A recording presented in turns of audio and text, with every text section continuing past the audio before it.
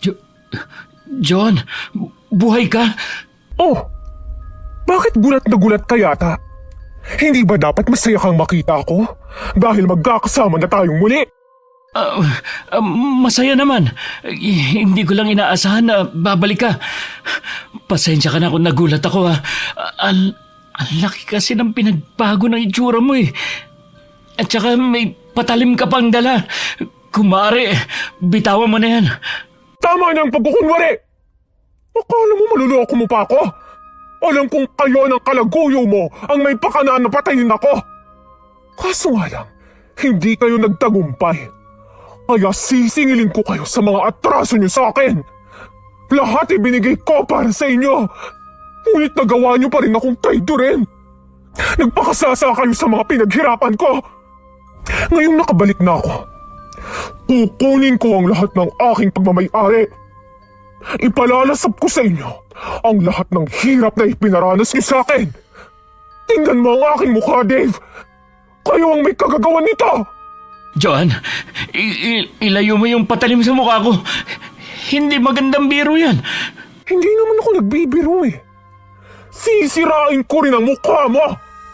Mas maganda kung dudukutin ko ang iyong mga mata. Wag! Aray! Ah! Napahinto sa gasolinahan ang kotse ni Madam Trinidad na minamaneho ng driver nitong si Isidro. Malayo pa lamang inatatalaw niya na ang dalagita na madalas na naglilinis ng kanyang sasakyan tuwing napapagawi siya roon. Pinagbusan niya ito ng bintana at binati siya nito bitbit ang basahan. Magandang umaga po, ma'am. Gusto niyo po bang linisin ko ulit ang salamin ng sasakyan niyo? Maalikabok na po, oh. Oh, nag-iisa ka lang yata. Nasa lang kasama mo? Ayun po, hindi raw makakilos. Gutom na raw po kasi siya eh. Hindi pa ba kayo nakakain? Mag-aalas 12 na. Isang pirasong pandesal lang po kasi ang almusal namin. Hindi pa po kasi nakabenta ng kalakal. Oh, heto. May sandwich ako rito. Sa inyo na. Matagal ko na rin kayo nakikita sa lugar na to eh. Hindi ba kayo nag-aaral? Hindi na po, ma'am. Patay na po kasi ang mga magulang ko. Tsaka si Nancy, umalis sa kanilang bahay dahil madalas na sinasaktan siya ng kanyang amain at tiyang. Eh saan naman kayo nakatirang dalawa? Kahit saan po. Malapad naman po ang kalsada eh. Ay, Diyos ko. Napakadelikado sa inyo matulog sa lansangan. Tawagin mo ang kaibigan mo. Sumama kayo sa akin. Doon na muna kayo manuluyan sa bahay ko habang wala kayong matitirhan. Talaga po, ma'am? Pwede po kaming maging katulong ni Nancy. Maglilinis po kami ng bahay niyo, paglalaba, at kahit ano pong ipag-uutos niyo susundin namin. O siya, tawagin mo na yung kaibigan mo para makakain na kayo at sumama sa akin. Sige po. Maraming salamat po talaga, ma'am. Gagawin po namin ang makakaya namin para masuklian ang kabutihan nyo. Sandali lang po tatawagin ko lang ang pinsan ko. Maluhaluhang tinatanong ni Madam Trinidad si Joan habang tumatakbo palayo. Labis ang awa niya sa dalawang dalagita dahil sa hirap ng sitwasyon ng mga ito. Sumagi pa sa kanyang isipan na maaaring mapahamak ang magpinsan mula sa masasamang tao na mananamantala sa pagiging inosente nila. 4 na taon na siyang byuda at wala silang anak ng namayapa niyang asawa na si Senyor Roberto. Kaya't naisipan niyang patuloyin na lamang sina Nancy at Joan sa kanyang mansyon. Nancy! Nancy, bumangon ka na! Pinapatawag tayo ni ma'am. Bibigyan ba niya tayo ng pera? Gutom na talaga ako. Hindi. Pero isasama raw niya tayo sa bahay niya. Kahit na maglinis tayo ng bahay niya at maglabay, ayos na yun. Talaga? Totoo ba yan? Oo, kaya halika na. Baka mamaya magbago pa ang isip nun. May dala ka bang pagkain? Nandidilim na talaga ang paningin ko sa sobrang gutom, Joan. Oh, itong sandwich. Bumangon ka na dyan Baka mabagot na yun sa kahihintay sa atin at iwan pa tayo. Sige, tayo na. Magiging mayaman na tayo at makakakain na rin ng masarap. Hindi pwedeng tatamad-tamad tayo ron Dapat maging masipag at magpakabait tayo para matuwa naman si ma'am sa atin. Oo na, puro ka pangaral dyan. Hindi ka ba napapagod sa paulit-ulit na pagsasabi sa akin ang dapat gawin? Gutom na nga ako, ang ingay mo pa. Baka kasi magiging pasaway ka na naman eh. Kaya pinapalayas tayo ng mga taong kumukup-kup sa atin. Kasi hindi mo mapigilan na manguha ng di sayo. Magpapakabait na nga eh. Inirapan pa ni Nancy ang pinsan bago lumakad patungo sa sasakyan ni Madam Trinidad. Patalon-talon pa ito nang pagbuksan siya ng ginang at pinapasok sa kotse. Sumunod na pumasok si Joanna na napamangha sa lamig ng aircon sa loob ng sasakyan. Simula ngayon, hindi na kayo matutulog sa lansangan. Napakadelikado para sa inyo ang mamalagi sa kalye. Marami pa namang mapagsamantalang tao. Ibig sabihin sa bahay niyo na kami titira? Ang laki siguro ng bahay niyo, ma'am, no? Hindi naman masyado, sakto lang. Huwag kayong mag-alala, ma'am. Masipag po kami ni Joanne. Basta libre pong pagkain ay ayos na po sa amin. Ang kulit mong bata ka. Ano nga bang pangalan mo? Nakalimutan ko kasi. Nancy po, ma'am. Ah, Nancy. Huwag kang mag-alala. Makakakain na kayo ni Joanne ng maayos at hindi na kayo magugutom pang muli. Salamat naman po kung ganon. Hindi na po kami magkakalkal sa basurahan para maghanap ng pagpag. Madalas po kasi sumasakit ang tiyan namin dahil panis na po ang pagkain na nakukuha namin eh. Kaso nga lang, kailangan naming pagtiisan yun kasi wala naman po kaming pambili ng maayos na pagkain. Basta mabait kayo, welcome kayo sa bahay ko. Manirahan kayo hanggat gusto nyo. Basta ayoko ng pasaway at nangunguhan ng gamit na hindi nagpapaalam, ha? Masusunod po yan, ma'am. Mabait po kami ni Joanne. Mami na lang ang itawag nyo sa akin. Tutal parang nanay nyo na rin naman ako eh. Totoo po ba? Sige po, ma'am. Mami. Ayan ang gandang pakinggan. Huwag na kayong mahiya mga bata ha. Tahimik na napangiti lamang si Joanna habang kumakain ng sandwich. Umiiral ang pagiging madaldal ni Nancy kapag kaharap ang mga tao na maaari niyang mahingan ng pera. Binilhan sila ng damit ng ginang at pinakain sa fast food. Pagdating nila sa mansyon, humanga ang dalawa sa laki ng bahay. Nakakabingi ang katahimikan sa loob ng mansyon. Sinalubong sila ng katulong na si Mimi na asawa ni Mang Isidro. Simula ngayon dito na kayo titira. Ihahatid kayo ni Mimi sa inyong silid para makapaglinis na kayo ng katawan. Wow! Ang laki po ng bahay niyo, ma'am. Parang simbahan. Oo nga po. Tsaka nakakatakot hawakan ng mga gamit. Baka mabasag. Nakakatuwa talaga kayong mga bata. O siya, sumunod na kayo kay Mimi para maituro na niya ang silid nyo. Naging masipag ang magpinsan sa pagtatrabaho sa mansyon. Tinutulungan nila si Mimi sa paglilinis at paglalaba. Bagamat paminsan ay umiiral ang katamaran ni Nancy sapagkat madalas siyang nahuhuli ni Joanne na natutulog katabi ng mga labahin. Upang hindi mapagalitan ay siya nang gumagawa noon imbis na ang pinsan. Pinag-aral sila ni Madam Trinidad at itinuring na anak. Batid ng ginang na may pagkapasaway si Nancy dahil madalas ito nakikipag-away sa mga kaklase nito. Salungat kay Joanna na pursigido sa pag-aaral at nangunguna sa klase.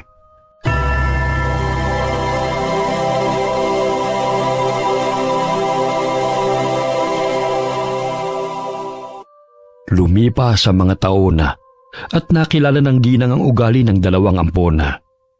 Parehong mahal niya mga ito, ngunit paminsan-minsan ay nagiging sakit ng kanyang ulo si Nancy. 8:00 na, hindi pa nakakauwi si Nancy. Alam mo ba, Iha, kung saan pumunta ang pinsan mong yon? Hindi po, Mi eh. Hindi rin siya sumasagot kahit kanina ko pa tinatawagan. Patay ang linya ng cellphone. Napapadalas ang pag-uwi niya ng gabi Kahapon 9:00 na umuwi. Hindi na yun oras ng uwian ng mga estudyante Magpahinga na po kayo, Mi. Ako na po ang maghihintay sa kanya. Kung ganyan ang ugali ni Nancy, Hindi talaga maaasahan sa negosyo ang batang yon. Kahit hindi niya sabihin sa akin ng totoo, alam kong nagbubulakbol siya. Dahil may nakapagsabi sa akin na nakita siya sa isang bar nung isang linggo. Kasama ng mga barkada niya. Kaya ikaw, Joanne, huwag mong tularan si Nancy ha. Walang patutunguhan ng buhay niyo kung malululong kayo sa bisyo. Opo, Mi. Sasabihan ko po siya pagdating niya. Hindi pa man nakakapasok sa kanyang silid si Madam Trinidad ay dumating na si Nancy. Nalalanghap nito ang amoy alak na hininga ng dalaga. Uminom ka na naman. Di ba sabi ko na sa'yo na iwasan mo na ang pag-inom ng alak? Ilang beses na kitang pinaalalahanan na walang patutunguhan ng buhay mo kapag inuna mo ang bisyo at barkada. Tapusin mo ang pag-aaral. Sa gayon ay meron kang maayos na kinabukasan. Mi, konti lang naman yung ininom ko. Kaarawan kasi ng kaklase ko eh. Nakakahiya naman pong hindi ako sasama sa kanila. Ang nakakaya kung saan-saan ka gumagala. Kababae mong tao, ginagabi ka sa pag-uwi kasama ang mga barkada mo. Kahit hindi ka magsabi ng totoo sa akin, alam ko kung saan ka pumupunta. Matulog na po kayo, Mi. Makakasama sa'yo magalit. Hindi ka na po bumabata. Matanda ka na kaya ingatan mo yung puso mo. Nancy, ang bibig mo ah. Huwag mong bastusin si Mommy ng ganyan. Lasing ka na kaya matulog ka na lang. Mi, hayaan niyo na po siya. Ako na ang kakausap sa kanya. Diyan na nga kayo. Konting inom lang, galit na agad. Ang aga pa o wala pang 12:00. Ang OA nyo sa kahigpitan. Sinamahan na lamang ni Joanne ang ginang sa silid nito. Napapadalas na ang paninikip ng dibdib ni Madam Trinidad dahil may sakit ito sa puso. Nagpa-check up na rin ito sa doktor at may gamot na iniinom. Bukod pa rin nalaman na may fatty liver ang ginanga kaya't hindi na ito pwedeng magpagod. Dahilan na kay Joanne niya binili ng negosyo na pagawaan ng mga sardinas at ilang store na pagmamayari nito. Makakasama po sa inyo ang magalit, Mi. Huwag niyo nang isipin si Nancy. Ikaw na muna ang bahala sa negosyo natin, ha? Hindi talaga maaasahan ng babaeng yan eh. Imbes na tumulong sa atin, puro pagbubulakbol ang inaatupag. Matanda na ako, Joanne. At sa'yo ko ipapaubaya ang negosyo na pinaghirapan namin mag-asawa. Ayoko namang mapabayaan na lang yon at ipagkatiwala kahit kanino. Huwag po kayong mag-alala, Mi. 1 taon na lang makakagraduate na ako sa aking kurso na business management. Makakapag-focus na rin ako sa negosyo. Pinapangako ko sa inyo na gagawin ko ang lahat ng best ko para maging proud po kayo sa akin. Mahal na mahal ko po kayo, Mi. Mahal ko kayong dalawa ni Nancy. Kaya madalas ko siyang napagsasabihan. Sana ang mindset niya katulad ng sayo.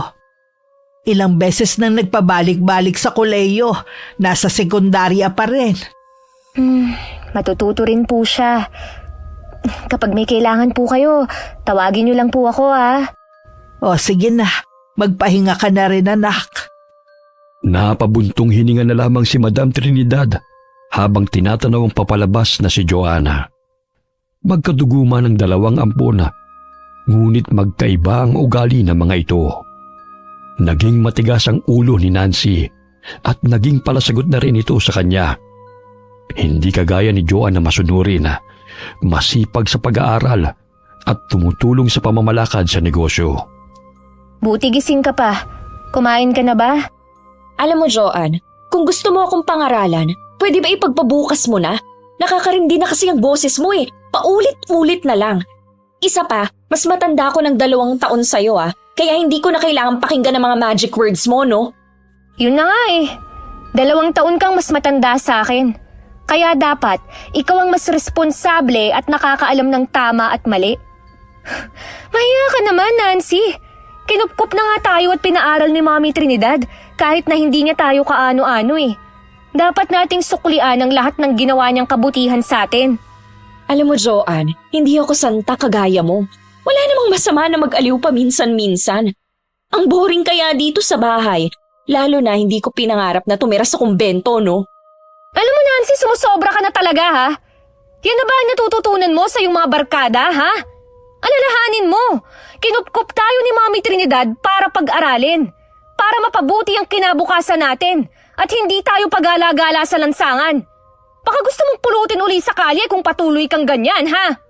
Para mo din malaman, Joanne, bida-bida ka. Ikaw na lang ang palaging magaling, matalino at dapat tularan. E di ikaw na nagmamay-ari ng corona na perfect person. Matulog ka na nga, ang ingay-ingay mo eh. Ang sa akin lang kasi, suklian natin ng mabuti ang lahat ng pagmamahal at sakripisyo ni Mami sa atin. Hindi yung sakit ng ulo ang ibibigay mo. Puro kalakwatsi. Tama na yung 1 o 2 beses na pinagtatakpan kita. Pero hindi pwedeng palagi na lang. E di isumbong mo. Palibhasa, umiiral na naman yung pagkasipsip mo. Tumahimik na lamang si Joanne na lumabas ng silid ng pinsana. Malaki ang pinagbago ng ugali ni Nancy mula nang mapasama sa kanyang mga barkada. Noon tamad lamang sa gawaing bahay. Ngunit kalaunan ay naging palaway at mainitin ang ulo kapag sinisita sa maling ginagawa nito. Nakapagtapos sa kolehiyo si Joanne sa kursong business management. Kaya't labis ang tuwa ni Madam Trinidad nang parangalan ng dalaga bilang cum laude. Bagamat nakaismid si Nancy nang marinig na pinagmamalaki na naman ng ginang sa mga amiga nito ang tagumpay ni Joanna. Nag-celebrate sila sa mansyon kasamang malalapit nilang mga kaibigan. O diba? Ikaw na talaga ang matalino girl at paborito. E di ikaw na ang pinagpala. Tigil-tigilan mo nga ako sa kagaganyan mo, ha? Kung inuna mo ang pag-aaral kaysa pagkakating classes, sana sabay tayong nakagraduate ngayon.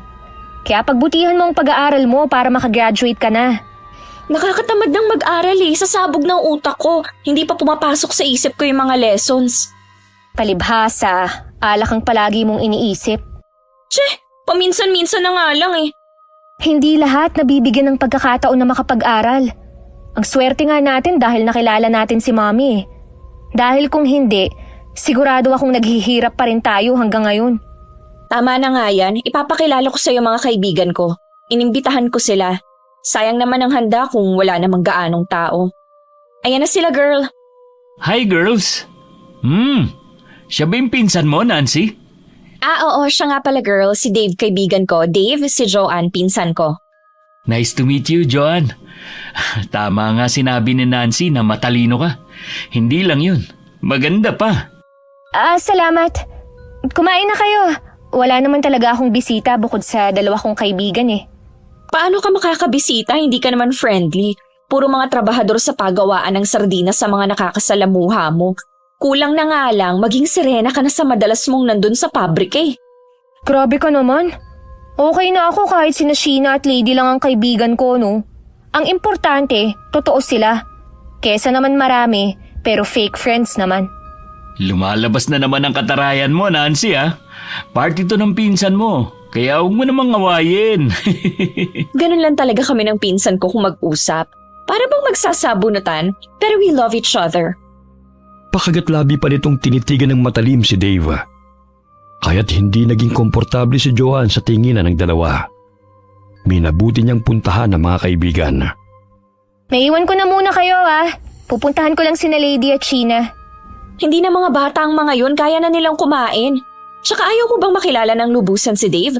Lalo na't wala ka pa talaga naging boyfriend, girl. Naku, mamaya, langawin ka na. Hindi ko pa priority ang mag-boyfriend, no?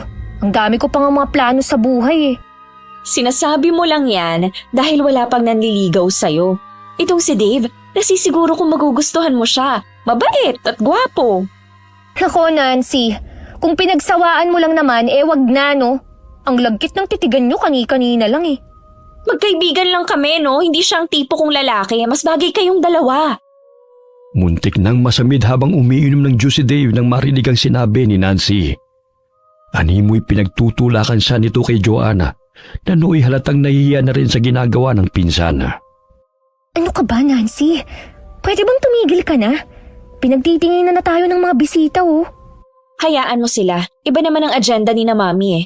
Paminsan-minsan, lumandi ka rin kasi. Hindi yung palagi ka na lang seryoso. Di sana magmadre ka na lang kung ayaw mong ligawan. Lukarot ka talaga. Maging ang kaibigan mo, nahihiya na rin sa pinaggagagawa mo eh. Hayaan mo siya, sanay na yan sa akin. Isa pa, mga walang yaya mga kaibigan ko, no? Ay, ewan ko sa'yo, Nancy. Tuluyan nang umalis si Joanne sa kinaroroonan ng pinsana sapagkat hindi na siya komportable sa panunukso nito sa kanya kay Dave. Natapos ang selebrasyon ng 10:00 ng gabi at nagsiuwian na rin ang mga bisita. Bagamat ang gabing yun ay simula ng pagpaparamdam ng binata kay Joanna hanggang sa araw-araw na itong bumibisita sa mansyon. Nahihiya may mas minabuti ng dalaga na kausapin na lamang ang binata. Dave, ikaw pala. Nakaalis na si Nancy eh. Pumasok na sa eskwela. Hindi naman siya ang pakay ko rito kundi ikaw. Pwede ba kitang yayaing lumabas? Ha? Pasensya na ah. May pupuntahan pa kasi ako eh. May kailangan pa akong asikasuhin sa store. Ganun ba? Gusto mo, samahan na kita. Naku, hindi na. Kaya ko naman ng sarili ko eh. Isa pa, nandyan naman si Mang Isidro. Wala naman akong gagawin. Sa pagkakaalam ko, malayo ang store nyo rito. Bago ko makalimutan, ito palang bulaklak para sa'yo, Joanne. Salamat. Nag-abala ka pa talaga. Joanne, pwede ba kitang maging kaibigan? Nakakahiyaman sabihin pero gusto kasi kitang makilala ng lubusan Kung ano-ano siguro ang pinagkikwento ng pinsan ko sa'yo tungkol sa akin, oh. Pasensya ka na kagabi, ah. Baliw lang talaga si Nancy. Kaya kung ano-ano na lang ang lumalabas sa bibig nun. Ako talaga nagkusa na puntahan ka. Kung pwede lang naman na maging kaibigan mo, hindi kita mamadaliin. Pero pwede bang sa ngayon, maging driver mo muna ako? Sige na nga. Ang kulit mo rin eh. Yun! Tara na! Ay teka, sabihan ko na lang si Mang Isidro para makapagpahinga na rin muna siya rito. Kinuha ni Dave ang cellphone sa kanyang bulsa nang marinig niyang tumutunog ito. Nakita niyang tumatawag si Nancy, kaya agad niya itong sinagot. Hello, Nancy. Nandito na ako sa bahay niyo. Sinundo ko na si Joanne. Mabuti't pumayag. Mabuti naman kung ganon.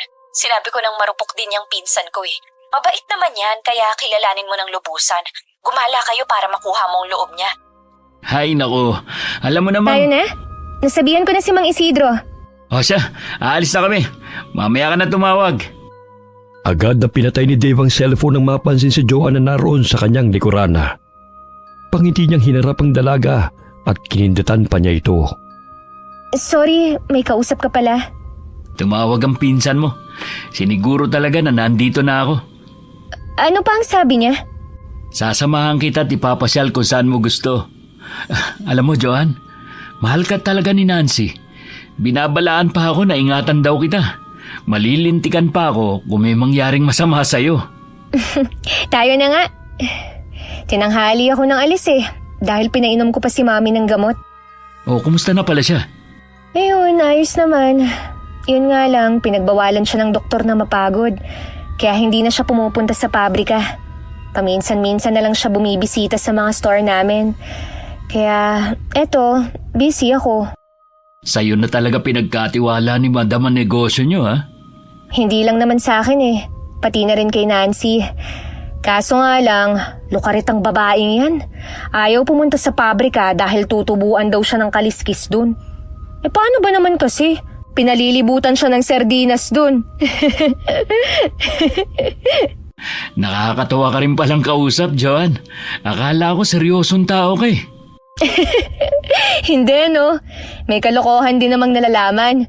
Lalo na kung kaming mag-usap ni Nancy. Naku, parang nag-aaway palagi. Pero normal na sa aming dalawa yun. Mula pa pagkabata magkasama na kami. Kwento niya sa akin ang buhay niyo. Humanga nga ako sa inyong dalawa eh. Lalo na sa'yo, Joanne. Bakit naman? Dahil nag-aral ka ng husto at nakapagtapos. Hindi ka tulad ng pinsan mong yun. Puro lakwat siya. Ex-girlfriend siya ng pinsan ko. Kaso naging close kami noon pa man.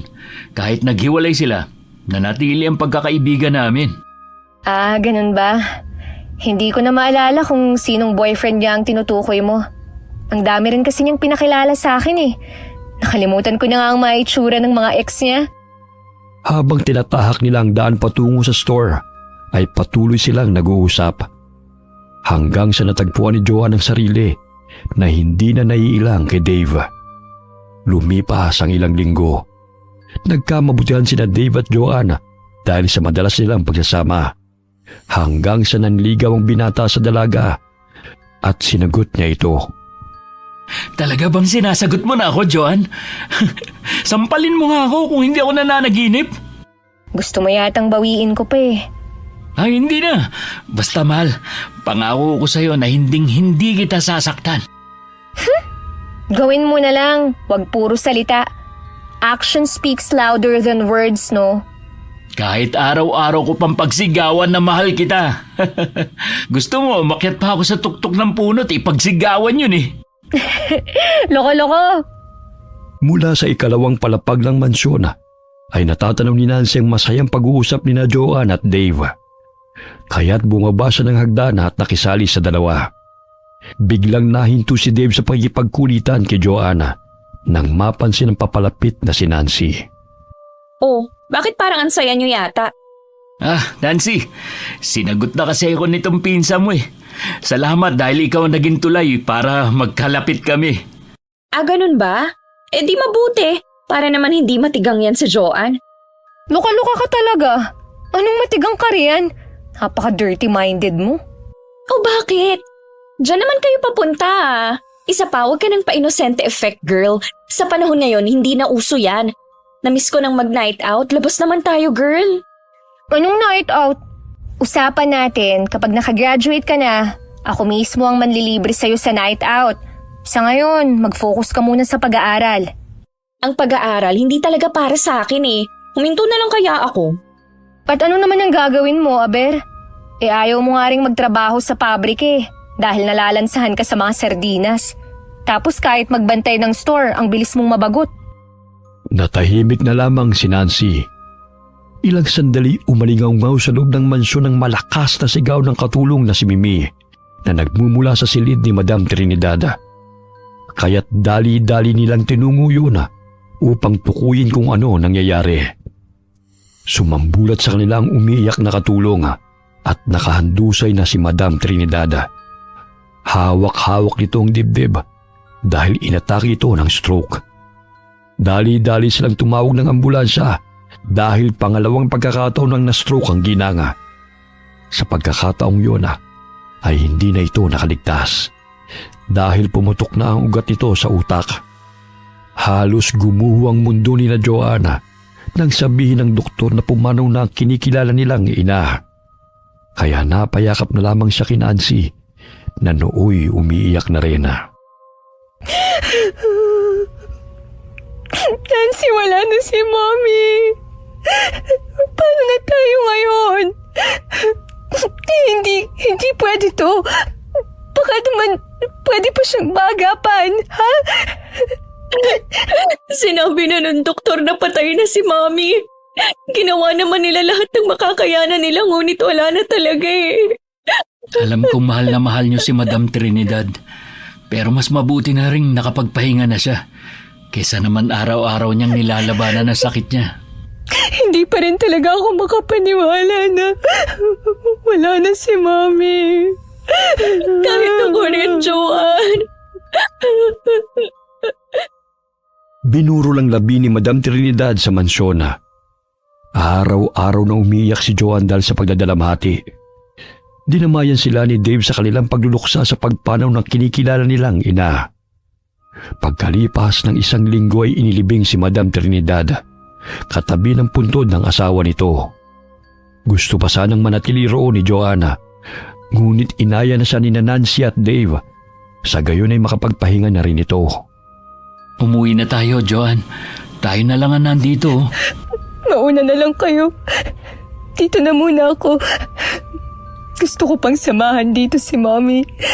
Hindi gugustuhin ng mami mo na makita kang nagkakaganyan, mahal. Magpahinga ka rin. Simula nang mamatay si Madam, wala kang maayos na tulog at palagi ka na lang nagpupuyat. Mamaya ikaw naman magkasakit niyan. Umuwi na tayo, Joanne. Dumidilim na oh. Baka maabutan pa tayo ng ulan dito. Oo nga, tumahan ka na dahil ayaw din ng mami niyo na umiiyak kayo. Hanggang dito na lang talaga ang buhay niya. Joanne, dahil wala na si Mami, paano na yung mga naiwan niya? May pinagkatiwalaan siyang abogado. Wala din akong ideya sa bagay na yun eh. Isa pa, kalilibing lang ni Mami. Kaya kung maaari, huwag na muna nating pag-usapan ng bagay na yan. Nagtatanong lang wala namang masama doon ah. Wala nga. Ayoko lang pag-usapan yan sa ngayon. Okay. Nagkatinginan sina Nancy at Dave habang hinahaplos ng binata ang likod ni Joanna. Lihim na umirap at napaismid si Nancy habang lumalakad sila patungong kotse. Tahimik na yakap pa rin ni Joanna ang litrato ng ginang hanggang sa makarating sila sa bahay. Sige na Joanne, magpahinga ka na sa kwarto mo. Tingnan mo nga yung palibot ng mata mo, nangingitim na dahil sa puyat at kakaiyak. Oo nga, mahal. Kailangan mo magpahinga para makabawi ng lakas. Uuwi na rin ako. Sige, salamat sa paghatid, Dave. Kung nagugutom ka girl, sabihan mo lang ako. Magpapaluto ako kay Aling Mimi. Hindi na, busog pa ako. Magpapahinga na lang ako sa kwarto. Inihatid ng tingin ni Nancy ang pinsan habang paakyat ito ng hagdana. Ilang sandali na baling ang pansin nito kay Dave na nooy malagkit na nakatitig sa kanya. Oh, bakit ganyan ka kung makatingin? Akala ko ba uuwi ka na? Hanggang kailan ba tayo magiging ganito, Nancy? Namimiss na kita. Gusto na kita makasama. Hanggat hindi ko pa nakukuha ang aking mamanahin, konting tiis na lang at magkakasama na tayo. Kailangan mong dumikit kay Joanne para magkapera. Isa pa, maaari mo siyang manipulahin dahil ang taong matalino nagiging bulag sa pag-ibig. Wala na kasi yung tiwala sa akin pagdating sa pera, kaya ikaw ang gagawa ng paraan para malaki ang makukuha nating yaman. Nancy, nakukonsensya na ako eh. Ang bait ng pinsan mo para lokohin natin siya ng ganito. Nakukonsensya ka o nahuhulog na ang loob mo sa kanya? Usapan natin bawal kang ma-fall sa kanya. Pera-pera lang to, Dave. Gawin mo lang ang trabaho mo. Ikaw ang kailangan ko, Nancy. Miss na kita. Okay, pagbibigyan kita mamaya. Sa dating tagpuan at parehong oras. Hihintayin kita dun. Alam mo namang ikaw lang ang nagpapasaya sa akin eh. Ikaw lang ang kaligayahan ko. Basta sundin mong lahat ng pinag-uutos ko sa'yo. Kung gusto mong maangkin mo ko. Napangisi ang binata sa sinabi ng dalaga. Maya-may nagpaalam na ito upang umuwi. Lingid sa kaalaman ni Joanna na matagal nang magkarelasyon sina Nancy at Dave. Pinagplanuhan ng dalawa na paibigin siya upang makuha ang parte ng kanyang mana kung sakaling magpakasal sila ni Dave. 8:00 ng gabi umalis si Nancy sa mansyon at tumungo sa motel kung saan madalas silang pumupunta ni Dave. Doon may nangyari sa kanila bilang gantimpala ni Nancy sa pagsunod ng binata sa mga utos nito.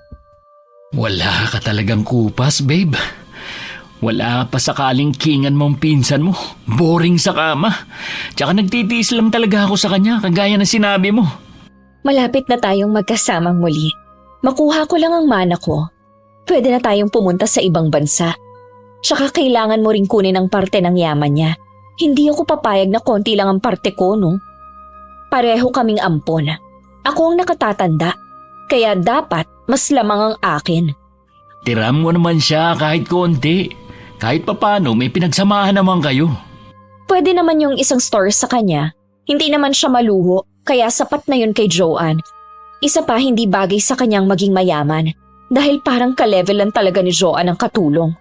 Parang hindi mo pinsan si Joanne kung magsalita ka. Naiinis kasi ako minsan sa kanya eh. Pabida. Siya na lang palagi ang tama sa mata ni Mami noon pa man. Sayang ka na naman. Nagsalubong na naman yung kilay mo. Mas maganda ka at makinis kaysa sa kanya. Kaya hindi ka dapat ma-insecure. Teka. May nangyari na ba sa inyong dalawa? Oo. Di ba sabi mo gawin ko lahat para mahulog ang loob niya sa akin?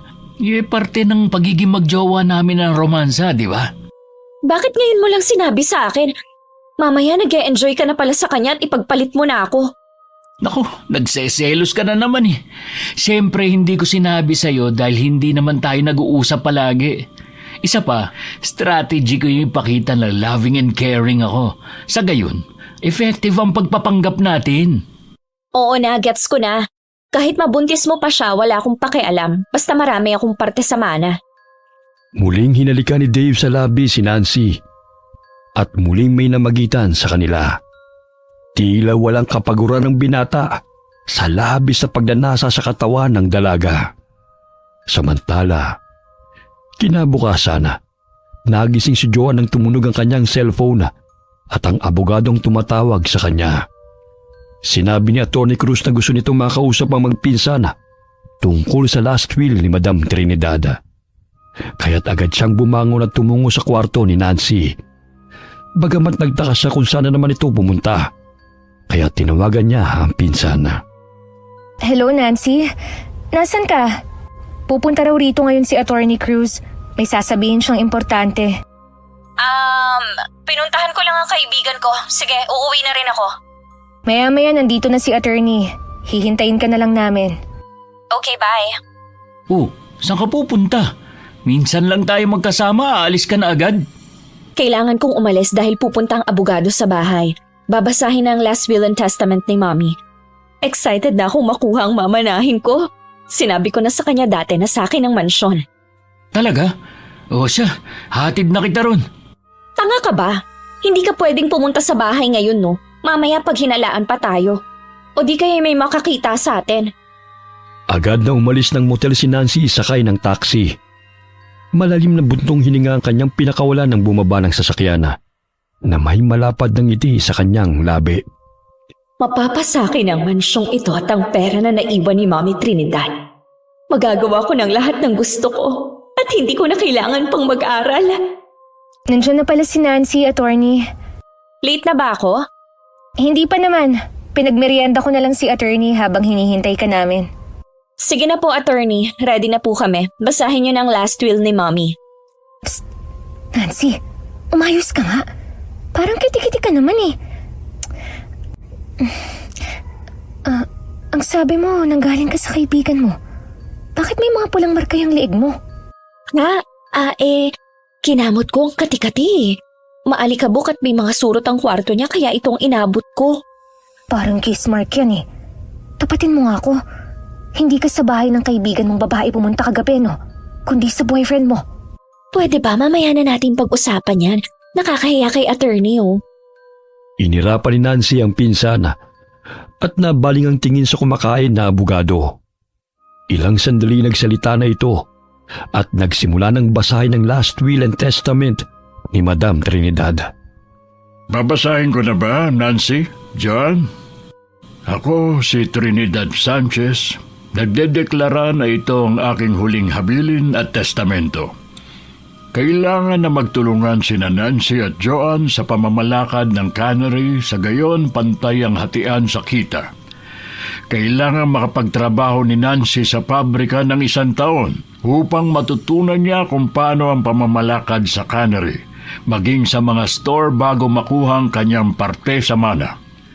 Hindi maaaring tanggalin ng mga trabahador na matagal nang nagtatrabaho sa cannery, maliban na lamang kung may ginawang hindi ka nais-nais na ikababagsak ng negosyo.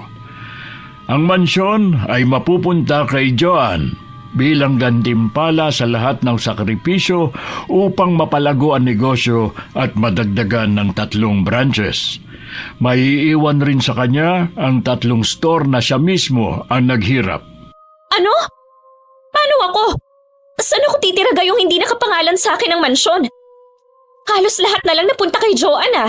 Pareho kaming kinupkup ni Mommy. Bakit naman konti lang ang parte ko, attorney? Dahil si Joan mismo nagpalago ng negosyong ito na muntikan ng malugi. Kaya malaki ang shares niya sa negosyo. Maaari rin lumaki ang shares mo.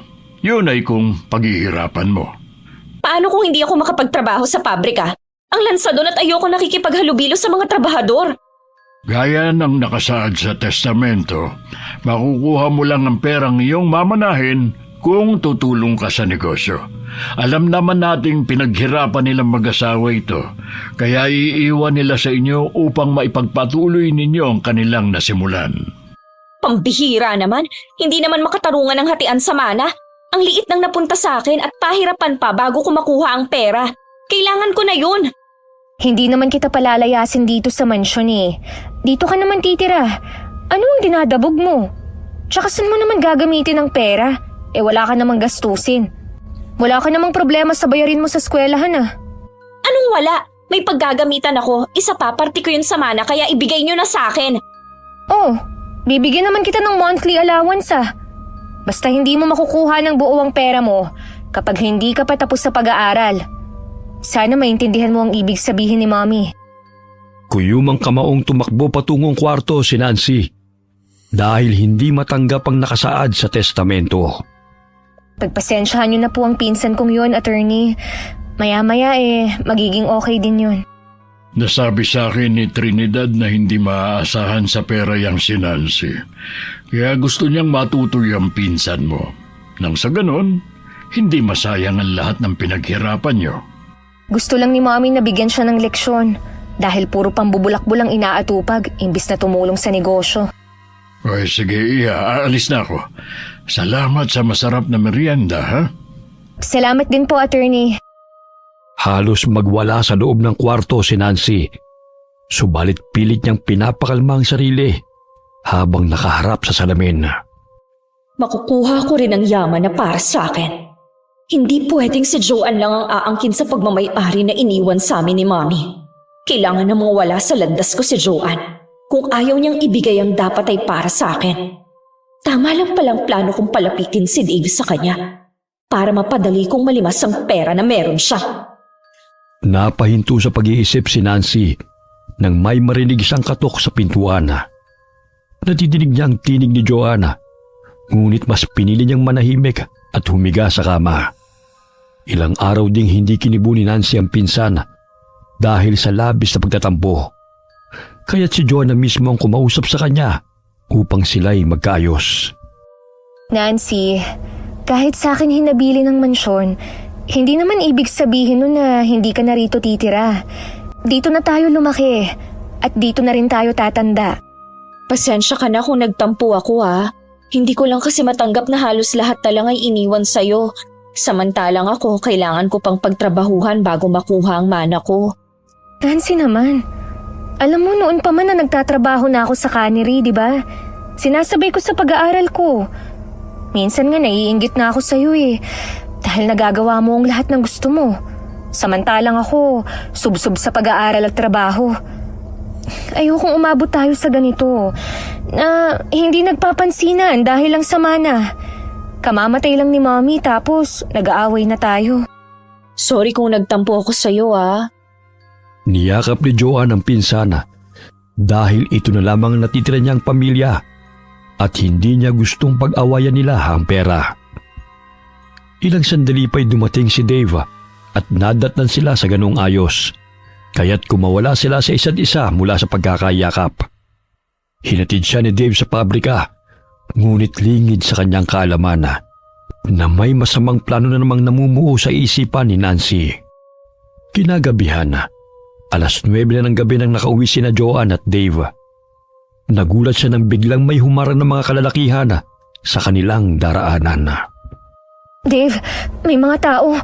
Ano kayang kailangan nila sa atin? Mga armado sila. Tatawag ako ng pulis. Mukhang nasa panganib tayo. Nabitiwan ni Joanne ang cellphone nang biglang pukpukin ng lalaki ang salamin ng kotse gamit ang baril. Nagkataon na walang dumadaan sa lugar na yun, kaya't palakas ang kabog ng dibdib ng dalaga. Hindi sila makadaan dahil ang kotse ng mga ito'y nakaharang at pilit silang pinabababa sa sasakyan. Bumaba na kayo! Baba! Mukhang marami tayong makukuha sa kanila tol. Ano bang kailangan niyo sa amin? Bitawan niyo kami! Pakiusap! Huwag niyo kaming saktan! Kunin niyo na ang lahat ng gusto niyong kunin! Basta't pakawalan niyo lang kami! Abay, ang gandang babae nito Hoy! Layuan mo si John! Eh kung ayaw ko, anong gagawin mo? Gusto mo ba ngayon palang ipasabuhin ko na yung utak mo, ha? Pakiusap! Ilayo mo yung baril kay Dave! Baka mamaya makalapit mo yan! May pera sa bag ko! Kunin niyo na po, Manong! Maawa na po kayo sa amin! Mukhang mayaman kayo ah. Hindi sapat ang perang ito para pakawalan kayo. Mga kasama, ipasok niyo sila sa kotse. Mukhang tiba-tibang natsempuhan natin ngayon ah. Saan niyo kami dadalhin? Pakiusap! Maawa na po kayo sa amin! Huwag niyo po kaming sasaktan! Humagulgol ang dalaga sa pagmamakaawa dahil binubugbog ng dalawang kalalakihan si Dave. 4 na katao ang humarang sa kanila at tinutukan ng barel ang kanilang ulo.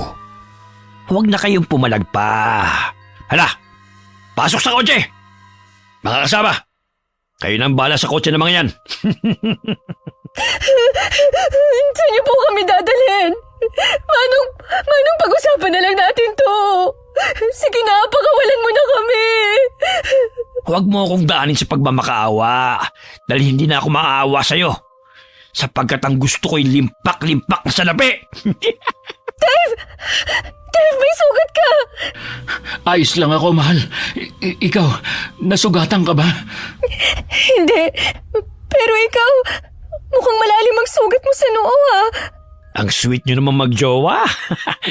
Ay, hindi ako pinalad na magkaroon ng malambing na nobya eh. Pangit na nga, manloloko pa. Kaya yun, pinasabog ko ang bungo niya para hindi naman pakinabangan ng iba. Manong, alam kong may kabutihan pang natitira dyan sa puso mo. Sige na, pakawalan mo na kami. Kabutihan? Wala ako niyan, Neng. Kaya nga dinuot ko kayo eh. Dahil hindi na uso sa akin yan. Masama akong tao. Kita mo? Takot kayo sa akin. Tumahimik ka na lang kung ayaw mo magkalat ang mga utak niyong dalawa sa kinahuupuan niyo. Habang lumalalim ang gabi, ay papalayo na sila ng papalayo sa lugar kung saan sila naroon. Kaya ganun na lamang ang takot ni Joan sa maaari nilang kahantungan ni Dave. Nanghihina na rin ang binata dahil sa pambubugbog ng mga lalaking dumukot sa kanila. Ilang sandali pa'y napahinto sila sa isang lumang gusali. Kinaladkad sila ng mga lalaki papasok sa madilim na lugar na yon. Aray! Nasasaktan ako! Pakiusap! Patiwan mo ako! Ang arte mo! Huwag na kasi kayong pumalag! Kung gusto niyong humaba pa ang mga buhay ninyo! Para lang naman ang habol niyo sa akin, di ba? Bibigyan ko kayo! Pero hindi ko may bibigay yun kung nandito ako! Huwag mo nang bilugin ang mga ulo namin. Dahil matagal na itong bilog. Kahit magsisisigaw ka pa, walang makakarinig sa'yo rito. Hindi kayo makakatakas dahil walang nakakaalam sa lugar na ito. Nakasalbahe kayo! Pakawalan niyo kami rito! Teka! Saan niyo dadalhin si Dave? Manong, maawa na kayo! Huwag niyo siyang saktan! Itinulak ng isang lalaki si Joan sa madilim na silid. Tangi ang liwanag lamang ng buwan ang nagbibigay sinag sa madilim na paligid. Kinaladkad nila si Dave hanggang sa hindi na ito matanaw ng dalaga. Napahalukip-kip ito sa sulok ng silid dahil sa labis na takot at pangamba. Nangangatog ang buo niyang katawan dahil hindi niya alam kung anong kanilang sasapitin sa kamay ng mga kalalakihan. Sumilip siya sa pintuan upang tingnan kung anong ginagawa ng mga ito sa nobyo. Ngunit bumungad sa kanyang harapan ang isang lalaking nakatakip ng itim na tela ang muka. Saan kayo pupunta? Manong, nasaan ang kasama ko? Maawa na po kayo sa amin. Wala naman po kaming kasalanan sa inyo ah. Huwag ka ng maraming tanong pa. Ang pinakaayaw ni boss ay ang maingay. Kaya tumahimik ka na dyan. Pero nasaan na ang kasama ko? Anong ginawa niyo sa kanya? Bakit hindi ko na naririnig ang boses niya? Nagmamakaawa ako sa inyo. Pakawalan niyo na kami. Tumahimik ka! Bumalik ka sa loob!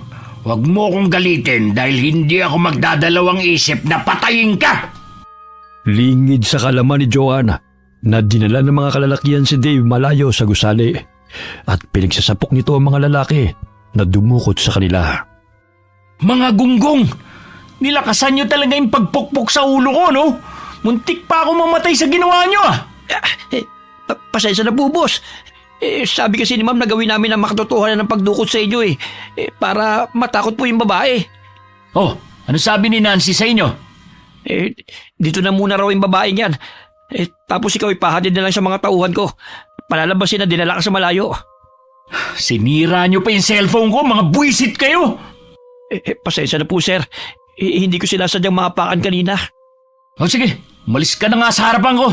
Kung di lang ako nagpipigil kanina, pinatay na kita. Ang sakit ng noo ko ah! Napatakip ng ulo ang lalaki gamit ang mga braso nito nang ambaan siyang susuntukin ng binata.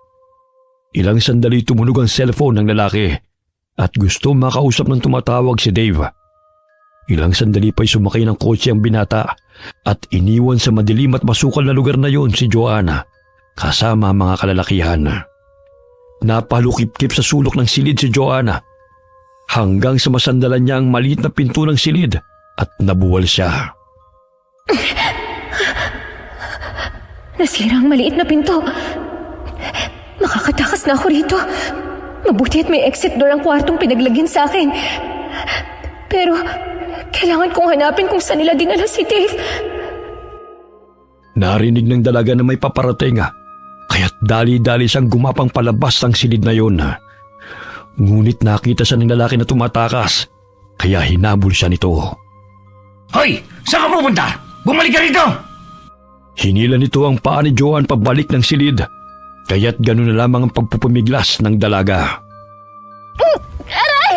Bitiwan mo ako! Hayop ka! Iisahan mo pa talaga ako ah! Ako mananagot kapag nakatakas ka! Kaya halik rito! Walang hiya ka! Bitiwan mo ako! May nakapang bato si Joanna kaya't walang pag-aalinlang ang pinukbok niya yon sa ulo ng lalaki. Ngunit sinuntok siya nito sa sikmura dahilan na makaramdam siya ng sakit sa kanyang puso na. Naramdaman niyang nanghina ang lalaki dahil napuruhan niya ito sa ulo. Kinuha niya ang baril nito at itinutok niya yun sa ulo ng kalaban. Sinong nag-utos sa inyo na dukutin kami? Kung hindi ka magsasalita, masasabugin ko tong bungo mo! Huwag mong gawin yan. Inutusan lang kami. Maniwala ka. Sino nga ang nag-utos sa inyo na dukutin kami? Isa pa, nasaan na ang kasama ko? Sige, magsasalita na ako. Ilayo mo na yung baril. Baka mamaya makalabit mo pa yung gatilyo. Magsalita ka na kasi. Nanginginig na ang kamay ko. At hindi malayong maiputok ko tong baril sa ulo mo. Yung kapatid mo. Oh, siya. Yung magandang babae at yung lalaking kasama mo. Pakiusap, huwag mo akong patayin. Inutusan lang nila kami kapalit na malaking halaga. Sino Nancy at Dave? Totoo ba yung sinabi mo, ha? Oo nga eh. Kung ayaw mo maniwala, edi wag. Basta ilayo mo na yung baril sa ulo ko. Nanginginig na itinutok ni Joan ang baril sa paa ng lalaki at ipinutok yun. Tinamaan sa binti ang lalaki, kaya't pumalahaw ito sa sakit. Nanlalamig ang katawan ni Joan na lumabas ng lumang silid na yun at tinahak ang madilim na daan upang tumakas. Ngunit hinabol siya ng mga lalaki nang makita siya ng mga ito. Lintik! Nakatakas ang babae! Tatanga-tanga talaga itong si Bob! Hala! Habulin niyo! Huwag niyong hayaan na makatakas dahil patay tayo kay boss! Ang dilim ng paligid. Hindi ko makita ang daan. Diyos ko, hinahabol ako ng mga lalaki. Saan ako pupunta nito? Aray! Ang sakit ng pusod ko. Hoy! Babae! Kaisa ka man pumunta! Maharap ka pa rin namin! Mapapagod ka lang sa kakatak mo! Aray! Ang sakit ng balakang at pusod ko. Sandali, parang may nakapakong basa sa binti ko. Dugo! Tinudugo ako! Kahit nakakaramdaman ng kirot sa puso at balakang, pilit na lumakad palayo si Joanna. Napasandal siya sa puno nang marinig niya ang sunod-sunod na putok ng baril na pinapakaulan ng lalaki at nagsisisigaw pa ito. Kaya tumakbo siya ng tumakbo kahit hindi niya alam ang patutunguhan. Bigla siyang napasigaw ng mahulog siya sa malalim na parte ng lupa at nagpagulong-gulong pababa. Nabitiwan din niya ang hawak na baril. Nagkanda sugat-sugat ang kanyang mukha dahil sa mga bato at mga sanga na kanyang nababagsakan. Natusok pa ang kanyang mata sa nakausling sanga. Nagdilim ang paningin ni Joanna at nawalan siya ng malay. Hanapin yung babaeng yun! Patay tayo kapag nakatakas yun! Malalim at mabato yung bilag sa kanya. Baka patay na nga yun eh. Hanapin nyo na lang! Ang dami nyo pang reklamo!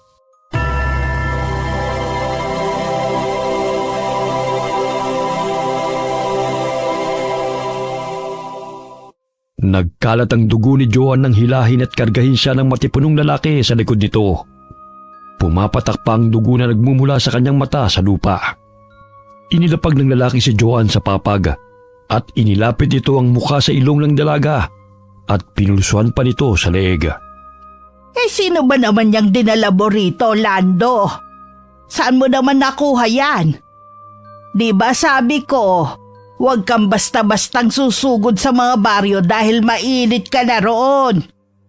Marami naman tayong mga alagang itik at manok na maaari mong kainin kapag nagutom ka. Hindi ko po siya pinatay. Natagpuan ko po siya habang naghahanap ako ng hayop sa gubat. Hindi ko alam kung bakit siya naroon. Gamutin mo siya, Lola. Abay, unang beses na hindi ka natakam sa sariwan dugo at laman na. Buntis pa ang babaeng to. Pero dinudugo siya. Mukhang nakuda na siya. Mag-init ka ng tubig at dalhin mo rito ang mga halamang gamot ko para maagapan natin ang pagdurugo ng babaeng to. Sa hinuha ko mahigit 2 buwan na siyang buntis. Dahil naaamoy ko ang napakabangong sariwang dugo na lumalabas sa kanya. Ang ganda niya, Lola. Unang beses kong napansin na humaling ka sa babae. Noon dinadala mo rito para gawing pagkain. Gusto ko siya. Akin siya. Kunin mo muna ang bote na may sangkap na apdo at ipapainom ko yun sa kanya. Humihina na ang pulso niya at maaari siyang mamatay. Ibinuka ni Lola Aso ng bibig ng dalaga at pinataka ng malansang dugo na ibinabad sa apdo ng ahas. Umusal din ito ng orasyon. Dinilaan ni Lando ang tenga ni Joanna upang yang gawin ito sa pamamagitan ng paglaway sa tenga ng dalaga. Mga aswang ang maglola na nakatira sa gubat.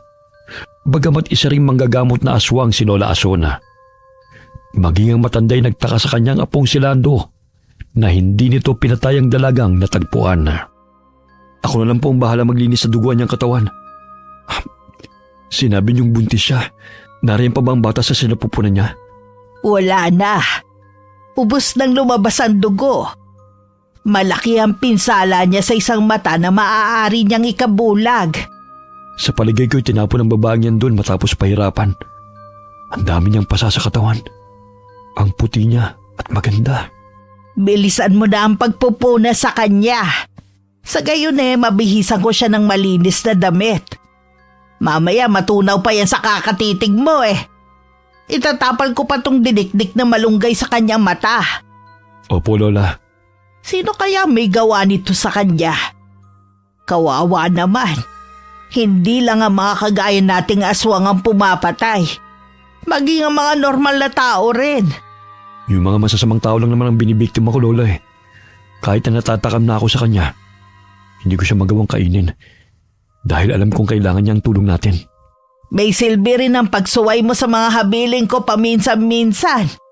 Kung hindi mo natagpuan ang babaeng to, natitiyak kong naubusan na siya ng dugo at tinangay na ng mababangis na mga hayop sa gubat.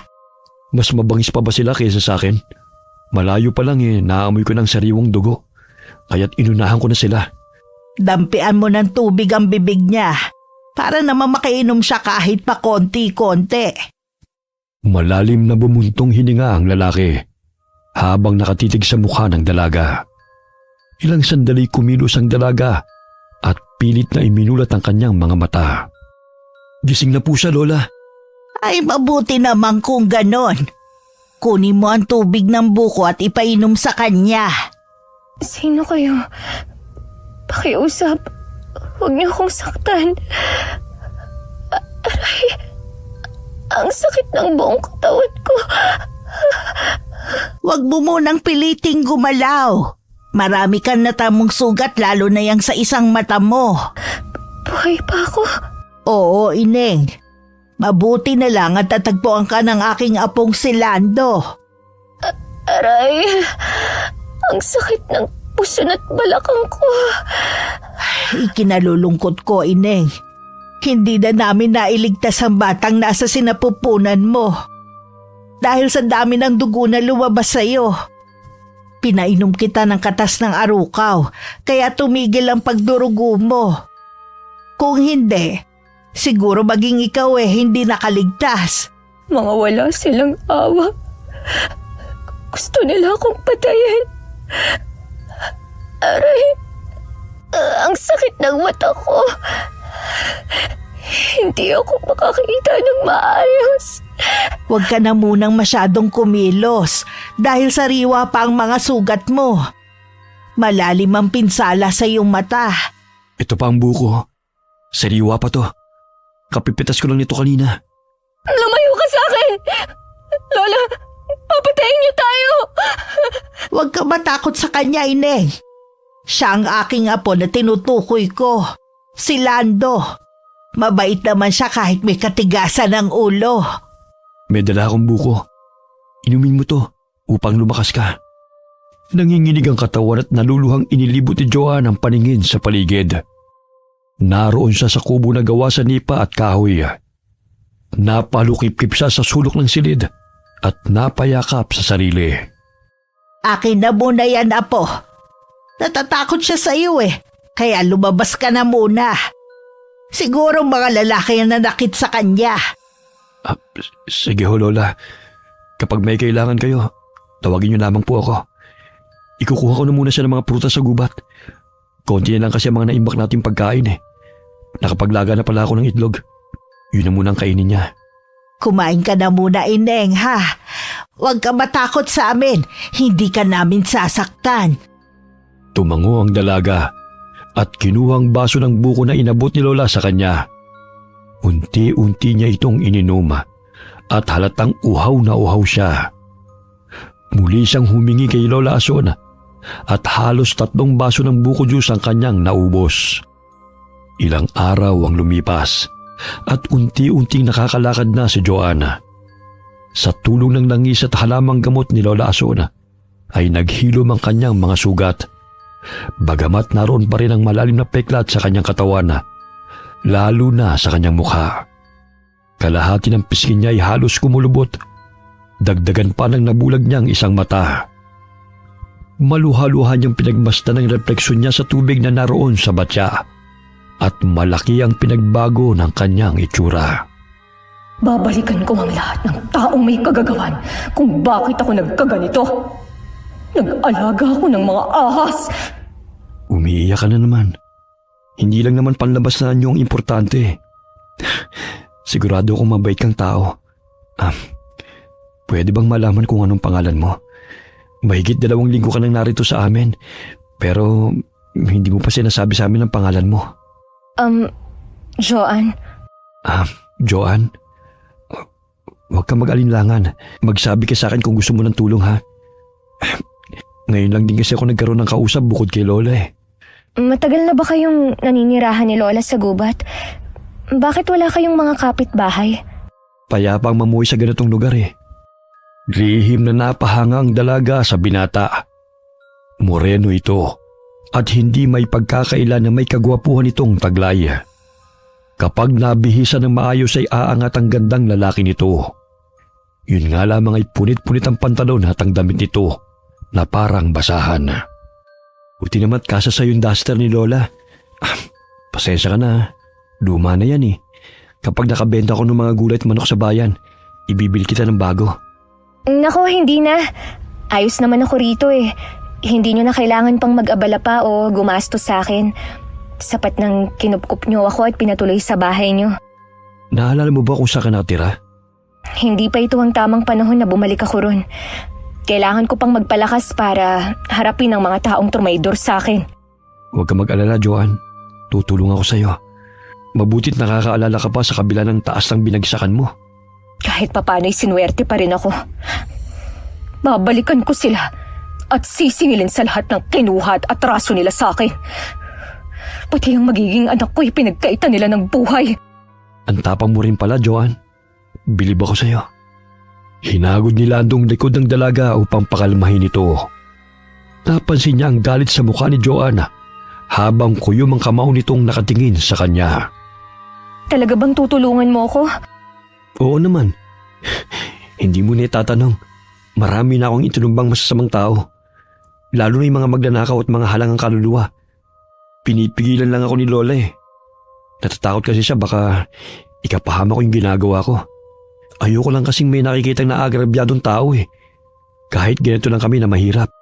Matutulungan mo nga ako. Ayoko nang maawa sa kanila. Sila mismo ang nagturo sa akin kung paano maghiganti. Tama yan, Joanne. Huwag ka masyadong maging mabait sa mga taong paulit-ulit ka nang niloloko. Namimihasa eh. At dapat sa kanila, bigyan ng leksyon. Lahat naman may limitasyon eh. Kapag sobrang bait mo, mabilis kang mauuto. Kagaya ni Lola. Naloko siya ng tinuring niyang kaibigan. Sa kanya pinaako ang karumal-dumal na krimen na hindi naman siya may kagagawan. Bata pa lang ako noon. Mga 10 taon pa lang siguro. Nadatnan niyang naliligo sa sariling dugo ang pamilya na kanyang pinagsisilbihan. Nakita siya ng kapwa niya katulong na kinakarga ang bunsong anak ng kanyang mga among nakamulagta sa sahig. Kaya ayun, siya ang sospek sa krimen. At idiniin pa siya ng kaibigan niyang katulong din. Pero hindi siya may kagagawa nun, kundi ang mismo nagturo sa kanya. Dahil pinagnakawan nito ang kanilang amo. Kaya tumakas kami at napadpad sa gubat na ito. Masakit din pala ang pinagdaanan ni Lola. Kaya naitanim ko sa aking utak na kailangan magbayad ng tunay na salarin sa lahat ng krimen. Sa panahon ngayon, ang mga inosente pang nadidiin. Kaya inilalagay ko ng batas sa mga kamay ko. Sa gayon ay makaganti man lamang ako sa mga mapangmatang tao. Naputo ng kanilang pag-uusap nang tawagin sila ni Lola Asona. Inihain na nito ang pananghalian at luto na rin ang tinolang manok na niluluto nito. Ineng, kumain ka lang ng kumain ha. Huwag ka mahiya sa amin. Marami pa kaming alagang manok at itik. Masarap magluto si Lola. Tataba ka talaga kapag siya ang kasama mo. Salamat po Lola sa lahat ng tulong niyo sa akin ha.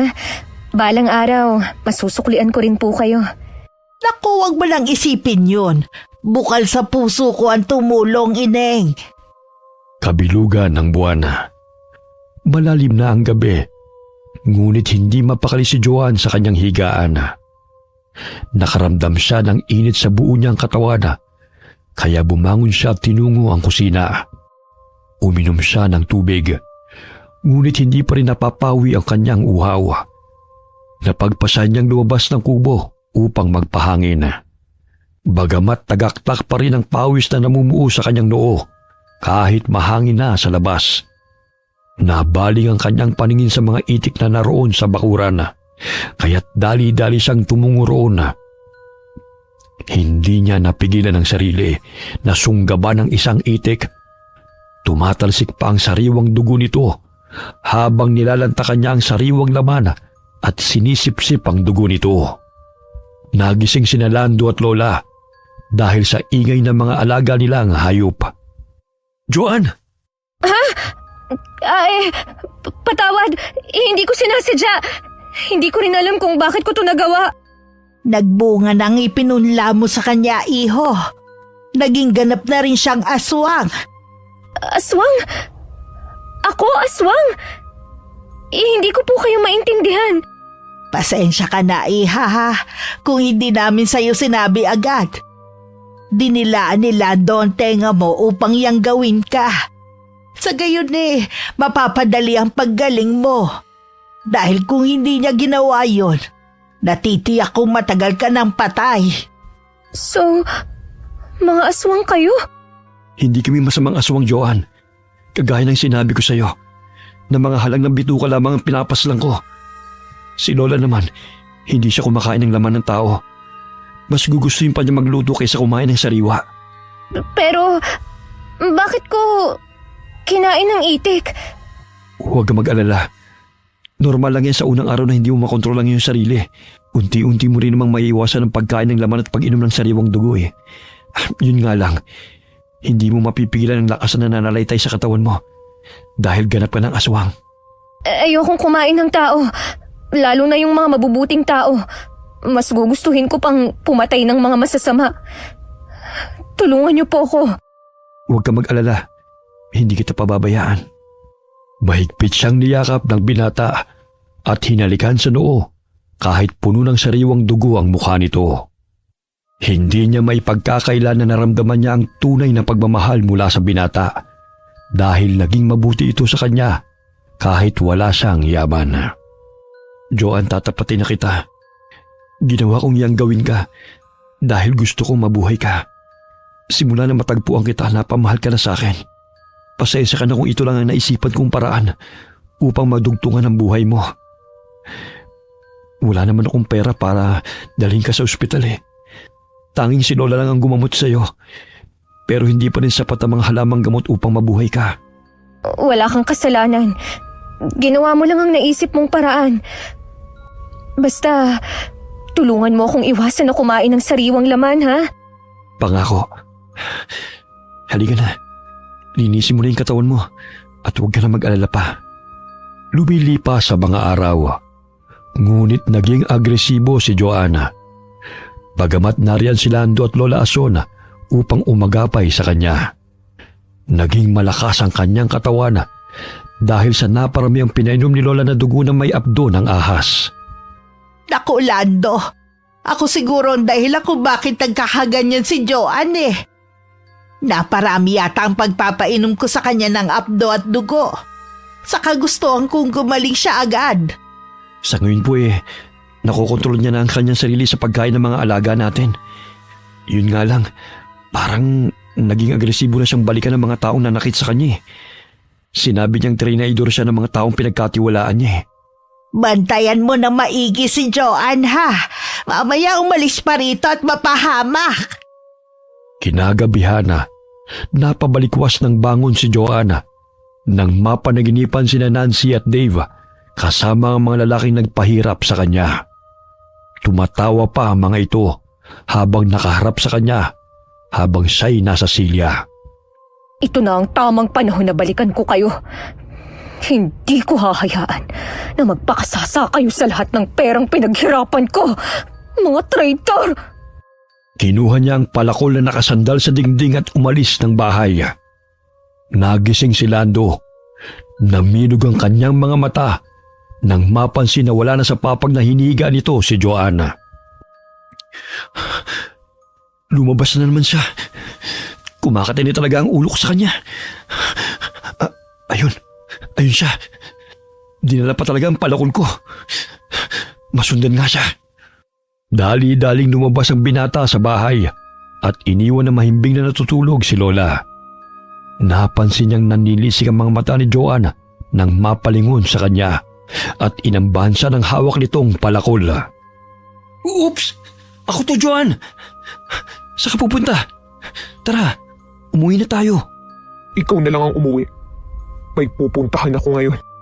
Hindi kita pwedeng hayaan, no? Mamaya mapahamak ka pa eh. Nararamdaman ko ang kakaibang lakas na nananalaytay sa katawan ko. Ito na ang panahon na kailangan kong singilin sina Nancy at Dave sa lahat ng pagkakautang nila sa akin. Hindi na ako natatakot na harapin sila. O sige, kung yan ang plano mo, sasamahan na kita. Hindi pwede mag-isa kang lumusob doon. Kapwa sila nagpalipat-lipat sa mga puno at mabilis na nagtatatakbo sa kasukalan. Tila walang kapaguran ng kanilang mga paa kahit malayo ang kanilang nilakbay. Nakarating sila sa mansyon kaya't napanganga si Lando nang makita ang malaking bahay sa kanyang harapan. Nandito na tayo. Halika na sa loob. Dito ka nakatira? Oo, bakit? Grabe, ang laki namang bahay nito. Hindi ka ba naliligaw sa loob? Hindi naman. Katulad sa gubat, kabisado na ang daan. Ay, oo nga naman. Halika na. Susurpresahin pa natin ang mga bagong nakatira sa mansyon. Doon tayo dadaan sa likod dahil may secret door doon na ako lang ang nakakaalam ng numero. Mabuti na lang talaga hindi naapektuhan yung utak mo. Kaya naalala mo pa ang lahat. Kahit hindi ko alam ang secret door na sinasabi mo, sasama pa rin ako sa'yo. 5, 4, 6, 6, 5. Ay, napindot ko na. Maya-maya ay bubukas na rin yan. Hindi tayo maaaring dumaan sa harap dahil may gwardyang bantay. Grabe naman ang pintuan nyo. Di pindot. Samantalang sa bahay namin, di tulak at kadena pa. Huwag kang maingay. Baka may makarinig sa atin. Doon ka na muna sa kusina. Dahil wala namang pumupuntang tao dun sa ganitong oras. Dahil may kanya-kanyang refrigerator ang bawat silid. Ha? Ano naman yun? Ipapakita ko na lang sa'yo para hindi ka tanong ng tanong. Dahan-dahan silang pumunta sa kusina at binuksan ni Joanne ang refrigerator. Muntik nang mapasigaw si Lando nang makaramdam ng lamig at makita na ang daming lamang pagkain.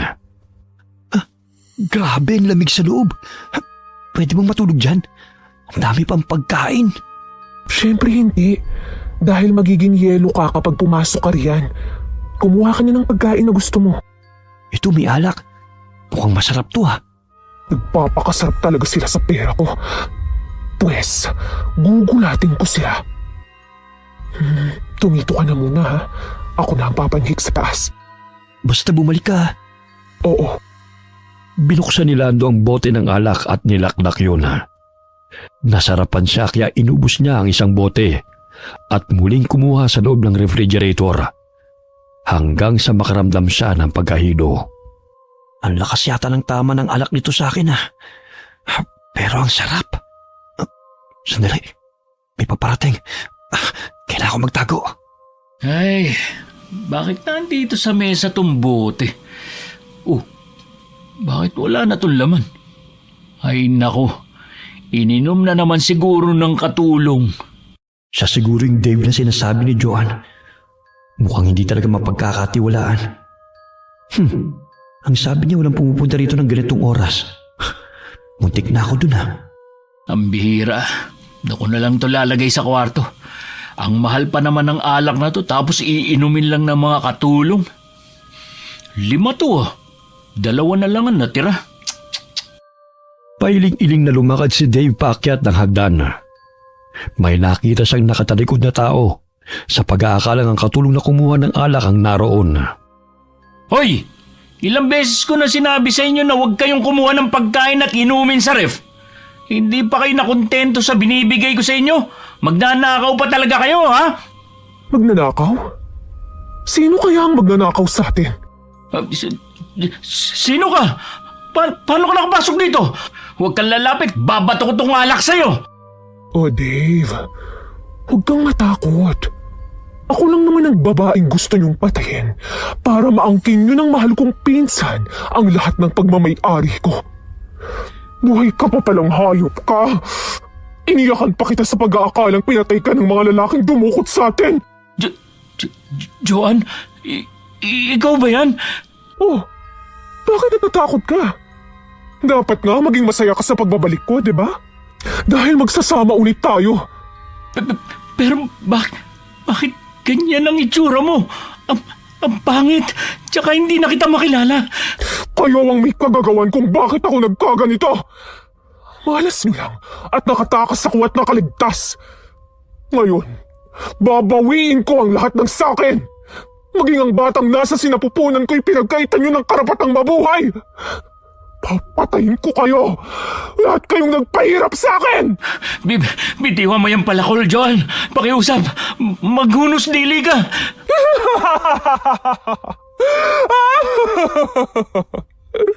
Nakakaliw pagmasta ng itsura mong nangangatog sa takot, Dave. Titigan mo ang mukhang ito. Dahil ito ang sanhi ng kasakiman niya.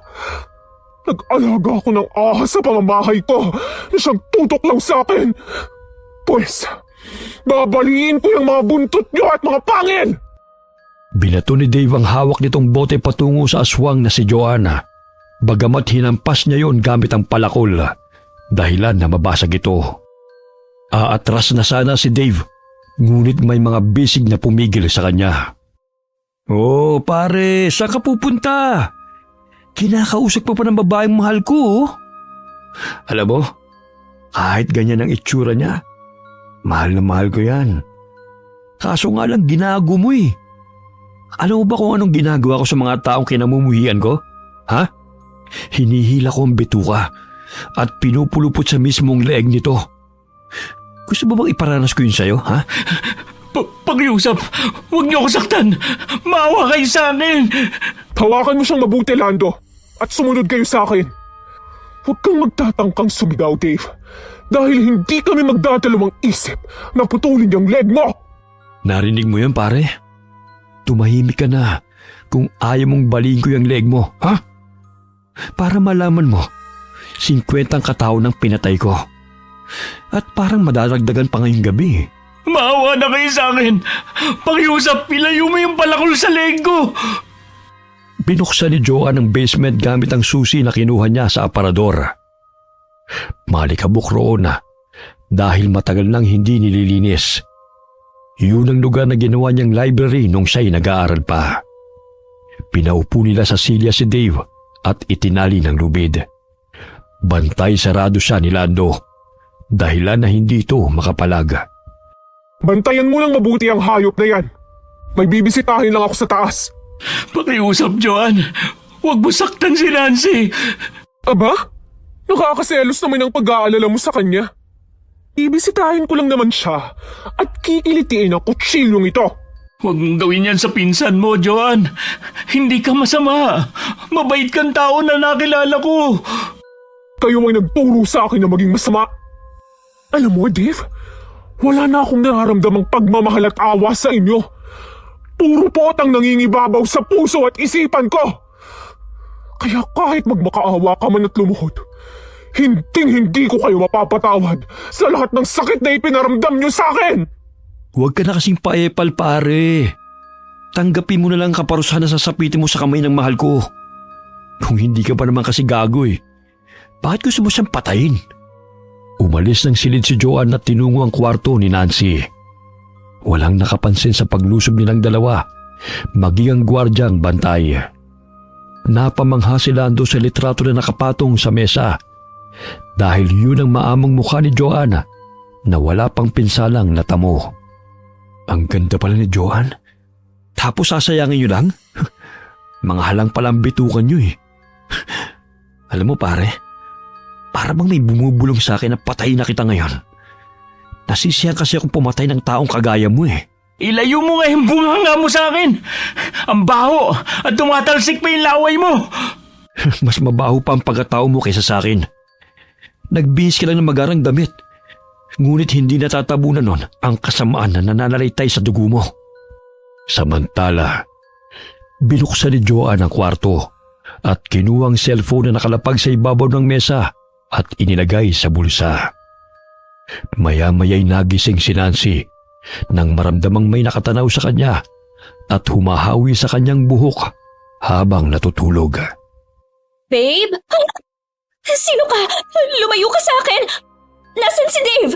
Oh, Nancy! Bakit nagulat ka? Ang sarap naman ang buhay mo rito, no? Kumusta naman yung pakiramdam na magpakasasa ka sa pera na hindi mo pinaghirapan? Sino ka? Anong kailangan mo sa akin? Ang bilis mo namang makalimot. Hindi mo ba ako na-miss? Ako to, si Joanne, ang trinaydor at pinapatay mo! Joanne, buhay ka? Oo. Bakit? Ayaw mo ba? Naku naman, hindi lang pala pera ang kinuha mo sa akin. Maging ang lalaking mahal ko na binaboy ako. Sa bagay, siguro matagal nyo nang pinagplanuhan na patayin ako upang makuha nyo ang lahat ng mga ari-arian. Tama ba ako, Nancy? Hindi ko alam ang pinagsasabi mo. Layuan mo ako! Talaga? Hindi mo ba ako pinapatay? Kagaya ng sinabi ng isa sa mga tauhan mo noon? Sinabi niya sa akin bago ako nakatakas. Kaya wag mo akong daanin sa pagbabalat kayo na ahas ka! Isa kang traidor! Malakas na sinampal ni Joanne si Nancy, kaya't napasubsob ito sa dingding. Nilapit ng aswang na si Joanne ang kanyang pangit na mukha sa mukha ni Nancy upang makita nito ang ginawa nito sa kanya. Tingnan mo ang mukha ko! Ito ang resulta ng pagtatraidor niyo sa akin! Ngayon mo sabihin na wala kang kasalanan sa lahat ng nangyari! Maging ang anak ko'y nawala dahil sa kahayupan niyo ni Dave! Mga sakim at walang kasing sama! Aray!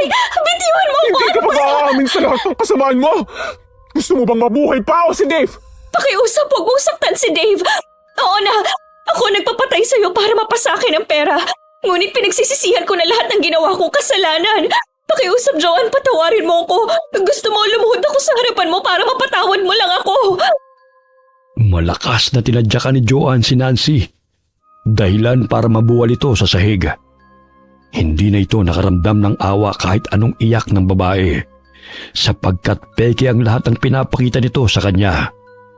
Lingid sa kalaman ni Nancy na nirecord ni Joanne ang lahat ng kanilang pag-uusap sa mismong cellphone nito at ipinadala kay Atty. Cruz. Dinala nila sa basement si Nancy kasama si Dave at doon hinintay nila ang pagdating ni na attorney kasama ang mga kapulisan. Nanginginig sina Dave at Nancy na nakatali sa basement. Hindi makapaniwala si attorney na makita ang mukha ni Joanne sa ganong ayos. Bagamat sigurado sang si Joanne yun dahil nakikilala pa naman niya ang kalahati ng mukha ng dalaga.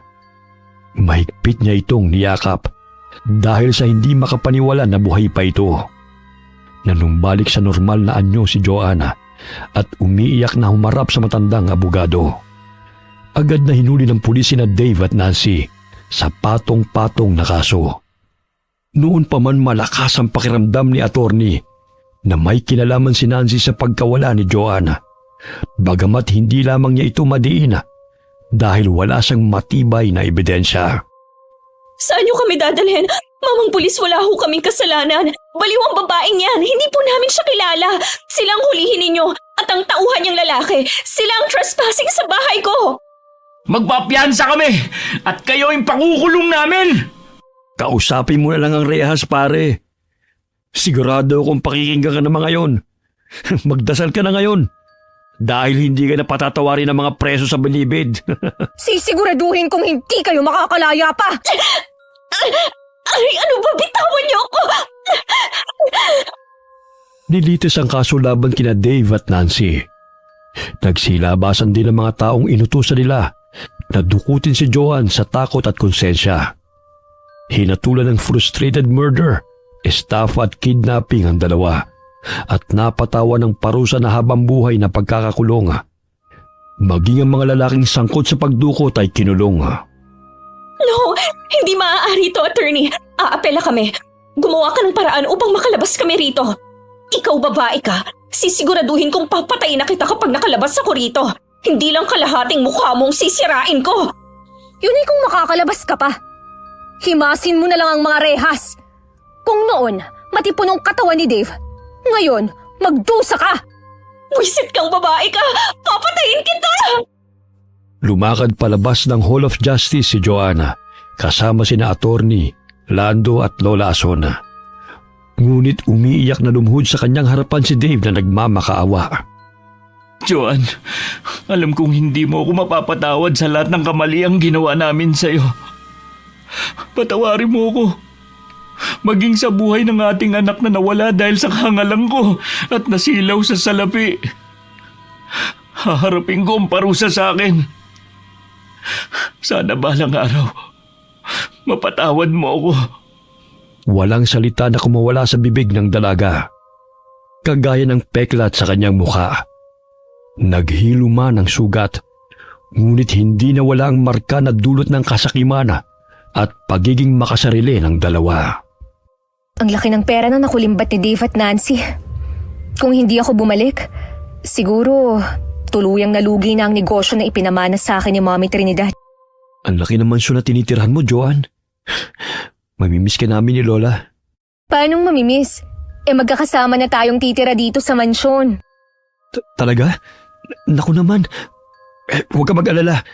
Ako na ang bala sa mga tanim sa hardin. Si Lola ang tagaluto natin. Hindi ka naman siguro susumpungin ng pagiging aswang. Sa tuwing makakaramdam ka ng init ng katawan, pumasok ka na lang sa refrigerator para malamigan ka. Ikaw talaga. Akala ko noon napakaseryoso mo. Ang kulit mo rin pala. Muling naging seryoso ang mukha ni Lando at inilapit ito ang mukha sa dalaga at hinalikan niya ito sa labi. Kahit hindi ko pa man alam kung sino ka o anong tunay mong pagkatao, napamahal ka na sa akin, Joan. Hindi ko kailangan ng maraming pera para mabuhay. Ang mahalin kay sapat na sa akin dahil sanay naman ako sa hirap eh. Sa'yo ko naramdaman ang tunay na pagmamahal, Lando. Maraming salamat sa lahat ng sakripisyo niyo sa akin. Tutulungan kita sa abot ng aking makakaya, mahal ko. Bakalipas ang 1 taon na, ikinasal na sina Lando at Joanna. Unti-unti nilang binangon ang negosyong pinalugi ni Nancy at Dave. Samantala, naging masalimuot ang buhay ni Nancy at Dave sa loob ng kulungan. Si Nancy ang naatasan sa paglilinis ng banyo. Bugbog ang inaabot niya sa tuwing hindi niya nagagawang inuutos ng mga preso. Salungat sa buhay na tinatamasa ngayon ng pinsan niyang si Joanna, na masayang namumuhay kasama ang asawa nitong si Lando, na isang aswang. Okay, sana po nagustuhan niyo ang kwento natin ngayon. Shoutout po tayo kay Ann Loisis. Welcome Ann sa Ingkong Channel. Hi kay Joy Marie Teves from Hong Kong. Hi kay Pangga from National Center for Mental Health. Shoutout kay Angie at Felia Mawak family. Kamusta po kayo?